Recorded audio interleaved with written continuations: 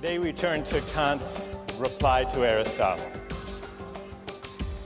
Kant thinks that Aristotle just made a mistake. It's one thing, Kant says, to support a fair framework of rights within which people can pursue their own conceptions of the good life. It's something else, and something that runs the risk of coercion, to base law or principles of justice on any particular conception of the good life. You remember Aristotle says, in order to investigate the ideal constitution, we have first to figure out the best way to live. Kant would reject that idea. He says that constitutions and laws and rights should not embody or affirm or promote any particular way of life. That's at odds with freedom. For Aristotle, the whole point of law, the purpose of the polis, is to shape character, to cultivate the virtue of citizens, to inculcate civic excellence, to make possible a good way of life. That's what he tells us in the Politics. For Kant, on the other hand, the purpose of law, the point of a constitution, is not to inculcate or to promote virtue. It's to set up a fair framework of rights within which citizens may be free to pursue their own conceptions of the good for themselves.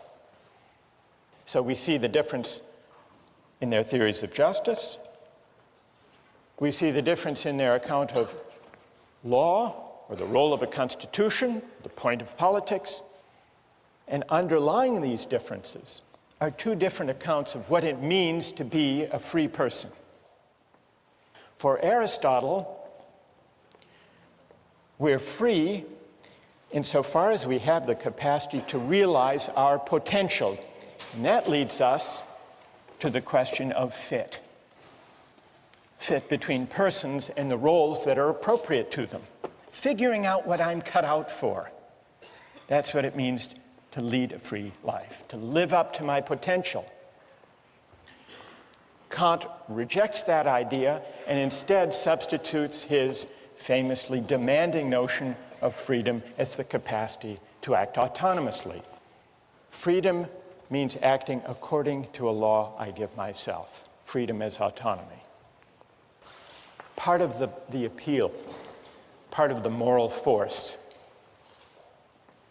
of the view of Kant and of Rawls consists in the conception of the person as a free and independent self, capable of choosing his or her own ends.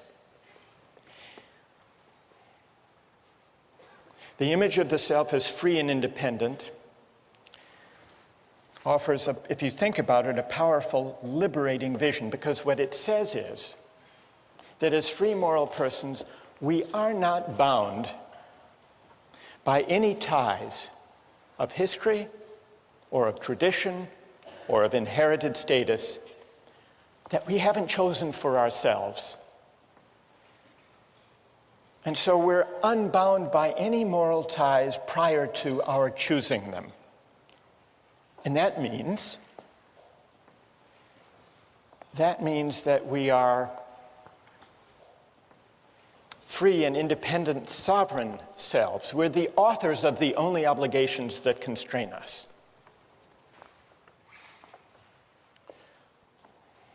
The communitarian critics of Kantian and Rawlsian liberalism acknowledge that there is something powerful and inspiring in that account of freedom, the free, independent choosing self. But they argue it misses something.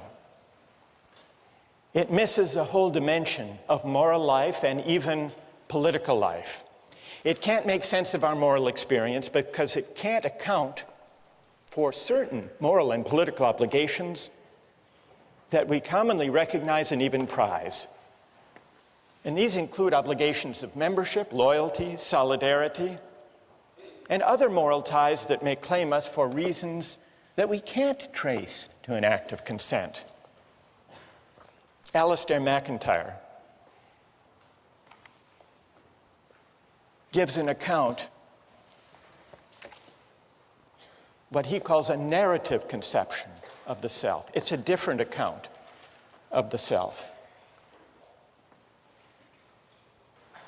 Human beings are essentially storytelling creatures, MacIntyre argues. That means I can only answer the question, what am I to do, if I can answer the prior question, of what story or stories do I find myself a part? That's what he means by the narrative conception of the self. What does this have to do with the idea of community and belonging? MacIntyre says this: once you accept this narrative aspect of moral reflection, you will notice that we can never seek for the good or exercise the virtues only as individuals. We all approach our circumstance as bearers of particular social identities. I am someone's son or daughter, a citizen of this or that city. I belong to this clan, that tribe, this nation. Hence, MacIntyre argues, what is good for me has to be the good for someone who inhabits these roles. I inherit from the past of my family, my city, my tribe, my nation, a variety of debts, inheritances, expectations, and obligations. These constitute the given of my life, my moral starting point. This is, in part, what gives my life its moral particularity. That's the narrative conception of the self.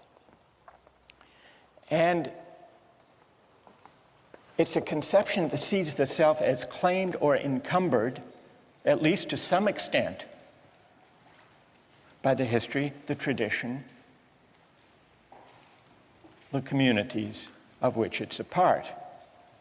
We can't make sense of our lives, not only as a psychological matter, but also as a moral matter in thinking what we ought to do without attending to these features about us. Now, MacIntyre recognizes that this narrative account, this picture of the encumbered self, puts his account at odds with contemporary liberalism and individualism. From the standpoint of individualism, I am what I myself choose to be. I may biologically be my father's son, but I can't be held responsible for what he did unless I choose to assume such responsibility. I can't be held responsible for what my country does or has done unless I choose to assume such responsibility. But MacIntyre says this reflects a certain kind of moral shallowness, even blindness. It's a blindness at odds with the full measure of responsibility, which sometimes, he says, involves collective responsibility, or responsibilities that may flow from historic memories. And he gives some examples. Such individualism is expressed by those contemporary Americans who deny any responsibility for the effects of slavery upon Black Americans, saying, I never owned any slaves. Or the young German who believes that having been born after 1945 means that what Nazis did to Jews has no moral relevance to his relationship to his Jewish contemporaries. MacIntyre says all of these attitudes of historical amnesia amount to a kind of moral abdication. Once you see that who we are and what it means to sort out our obligations can't be separated, shouldn't be separated from the life histories that define us. The contrast, he says, with the narrative account is clear. For the story of my life is always embedded in the story of those communities from which I derive my identity. I am born with a past, and to try to cut myself off from that past is to deform my present relationships. So there you have in MacIntyre a strong statement of the idea that the self can't be detached, shouldn't be detached from its particular ties of membership, history, story, narrative. Now, I want to get your reactions to the communitarian critique of the individualist or the voluntarist, the unencumbered self. But let's make it concrete so that you can react to more than just the theory of it by looking at the two different accounts of moral and political obligation that arise, depending on which of these conceptions of the person one accepts. On the liberal conception, moral and political obligations arise in one of two ways. There are natural duties that we owe human beings as such, duties of respect for persons qua persons. These obligations are universal. Then, as Rawls points out, there are also voluntary obligations, obligations that we owe to particular others insofar as we have agreed, whether through a promise or a deal or a contract. Now, the issue between the liberal and communitarian accounts of the self, is there another category of obligation or not? The communitarian says there is. There is a third category that might be called obligations of solidarity or loyalty or membership. The communitarian argues that construing all obligations as either natural duties or voluntary obligations fails to capture obligations of membership or solidarity. Loyalties whose moral force consists partly in the fact that living by them is inseparable from understanding ourselves as the particular persons we are. What would be some examples? And then I want to see how you would react to them. Examples of obligations of membership that are particular but don't necessarily flow from consent, but rather from membership, narrative, community, one's situation. The most common examples are ones to do with the family, the relation between parents and children, for example. Suppose there were two children drowning. You could save only one of them. One was your child, the other was a stranger's child. Would you have an obligation to flip a coin? Or would there be something morally obtuse if you didn't rush to save your child? Now you may say, well, parents have agreed to have their children. So take the other case, the case of children's obligation for their parents. Now we don't choose our parents. We don't even choose to have parents. There is that asymmetry. And yet, consider two aging parents, one of them yours, the other a stranger's. Doesn't it make moral sense to think that you have a greater obligation to look after your aged parent than to flip a coin or to help the strangers? Now, is this traceable to consent? Not likely. Or take a couple of political examples. During World War II, French resistance pilots flew bombing raids over occupied France. One day, one of the pilots received his targets and noticed that the village he was being asked to bomb was his home village. He refused, not disputing that it was as necessary as the target he bombed yesterday. He refused on the ground that he couldn't bring himself. It would be a special moral crime for him to bomb his people, even in a cause that he supported, the cause of liberating France. Now, do we admire that? If we do, the communitarian argues, it's because we do recognize obligations of solidarity. Take another example. Some years ago, there was a famine in Ethiopia. Hundreds of thousands of people were starving. The Israeli government organized an airlift to rescue Ethiopian Jews. They didn't have the capacity to rescue everyone in Ethiopia. They rescued several hundred Ethiopian Jews. Now, what's your moral assessment? Is that a kind of morally troubling partiality, a kind of prejudice, or, as the Israeli government thought, is there a special obligation of solidarity that this airlift properly responded to? Well, that takes us to the broader question of patriotism. What, morally speaking, is to be said for patriotism? There are two towns named Franklin. One is Franklin, Texas, and the other is just across the Rio Grande River, Franklin, Mexico. What is the moral significance of national boundaries?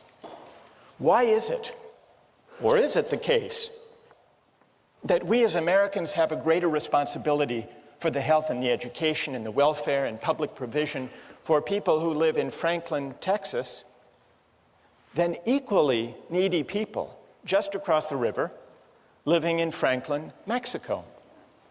According to the communitarian account, membership does matter. And the reason patriotism is at least potentially a virtue is that it is an expression of the obligations of citizenship. How many are sympathetic to the idea that there is this third category of obligation, the obligations of solidarity or membership? How many are sympathetic to that idea?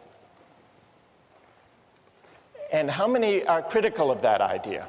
How many think all obligations can be accounted for in the first two ways? All right, let's hear from the critics of the communitarian idea first. Yes.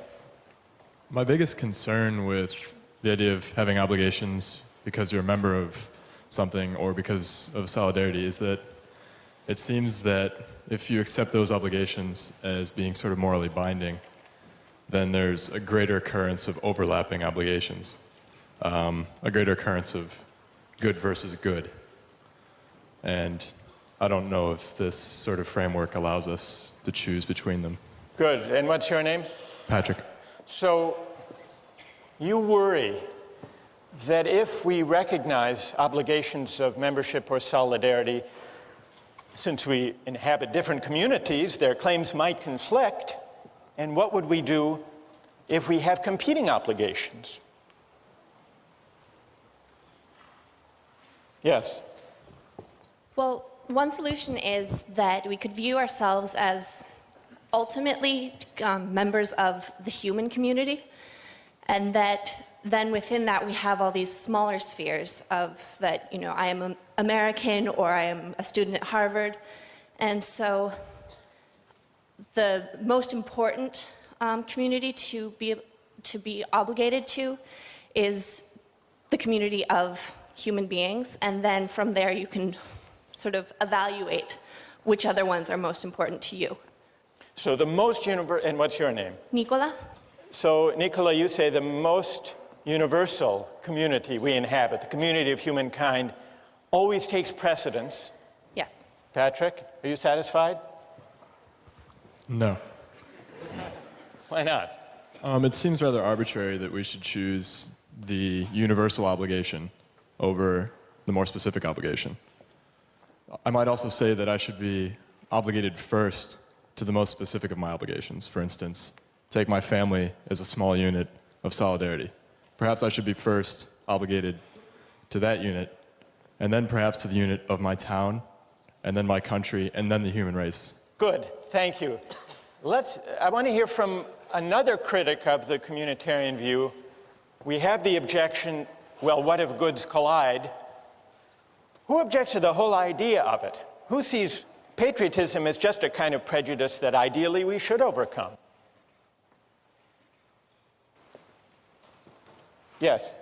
Patriotism reflects a community membership. That's a given.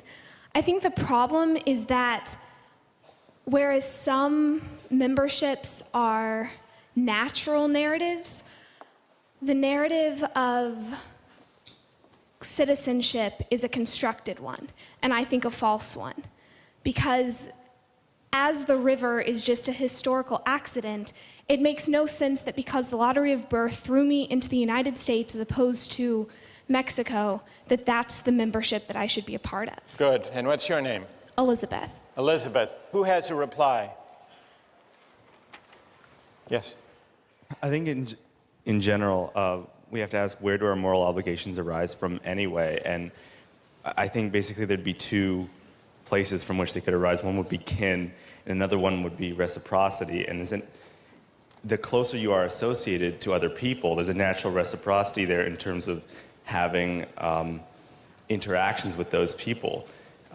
You interact with the neighbors on your street, with the other people in your country through economic arrangements. But I don't know, and you don't know those people in Franklin, Texas, any more than you know the people in Franklin, Mexico, do you? Presumably, you're naturally more connected with the people in your own country in terms of interaction and trade than you are with people in other countries. Good. Who else? Well, go ahead.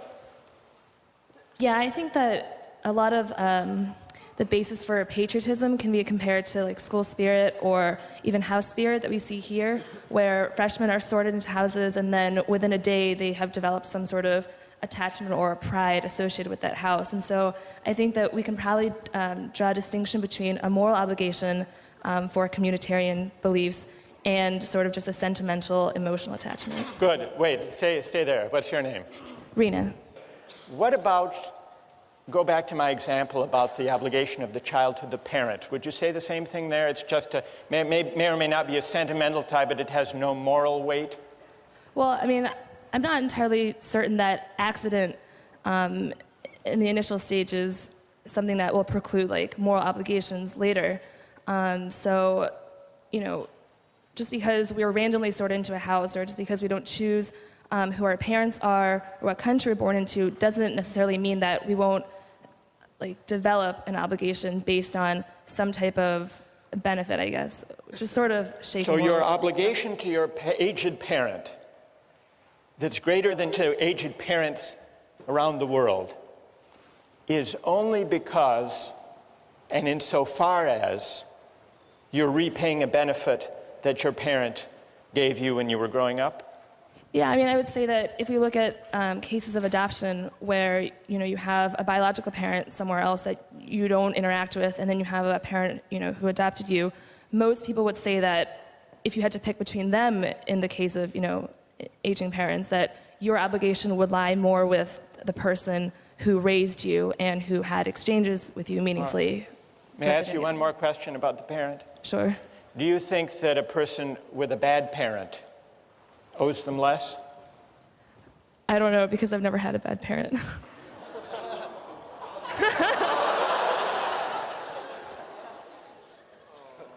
I think that's a good place to end. Thank you. We'll continue with this next time. Thank you.